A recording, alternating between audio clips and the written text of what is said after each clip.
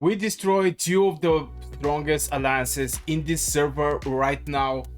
Currently we're in division, and I'll show you how we actually did it.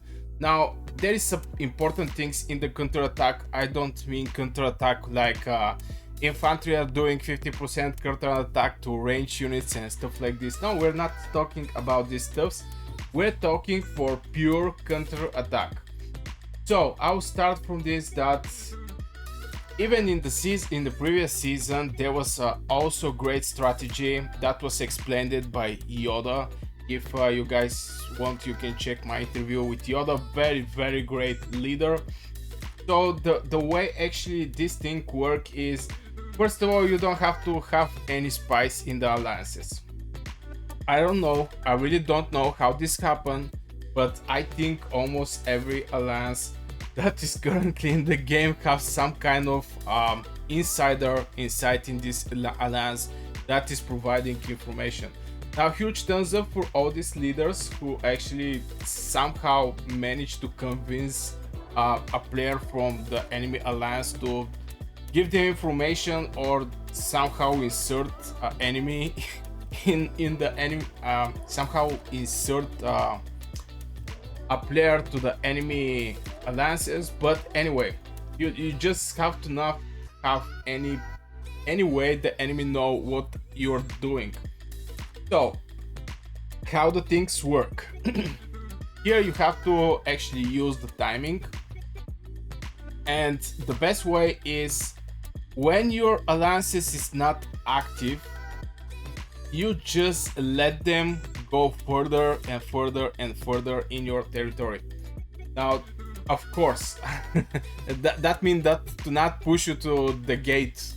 So how the things work is, let me just get good map view. Yeah, for example, the enemies is here, they're pushing you. The way the things work with the counter-attacking is you place a lot of barricades.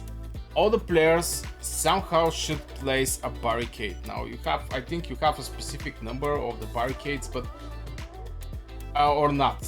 Anyway, you have to place a lot of barricades. Each of these barricades is going to slow the enemy progression, and till the enemy is trying to push you, you have to have also players from the other time zones. If you're just, for example, United States time zone, it will be very hard if you fight against alliance that have also Europe, from the Europe time zone, also from the Asian time zone, just because you're going to be under pressure the whole day, basically the whole day, and you can only cover just one time zone, and it's enough for the enemy just to have one legend, I mean couple players online, to try to slow down your progress when it's your peak. And after this, when you're offline, the enemy is going to push you further and further. So the interesting about this strategy is just placing a lot of things to be destroyed. This can be barricades, upgrading barricades, this can be towers, this can be everything, this can be keep, basically everything. You can just put everything there. That is going to slow down the enemy, and this is going to be your chance when all your players are become active to perform the big push. I see maybe this is the reason, and the interesting way Jerry gets some advance in the DX in the previous season. It's just they place a lot of things to be destroyed, a lot of barricades, a lot of towers. There was like 3 towers in one place. I mean, that's a lot, and people are not pushing that much when they have something to destroy. They just cover the area where the things is happening, when the destruction is happening. And all these towers, if you don't have very much active players, it can cost you a lot of time, basically. So yeah, just put a lot of things on the way of the enemy and perform a counter attack with full force when you are online. In this season we actually did a different counterattack that I want to mention. Is we just let the enemy go further in our territory till they actually come close to our castles and it become a castle fight.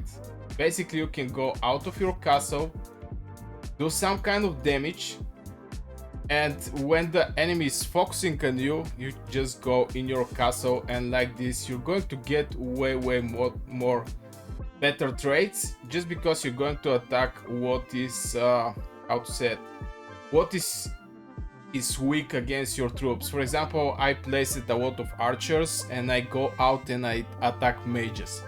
Until all the mages go on me, we actually destroy these mages. So yeah, I guess this will be for this short video. Hope you guys enjoyed. Let me know if you have your tactics for the counterattack in the season 2. So yeah, I guess this will be for this video, guys. I hope you enjoyed. If you do, hit one like, subscribe to the channel, and see you in the next video.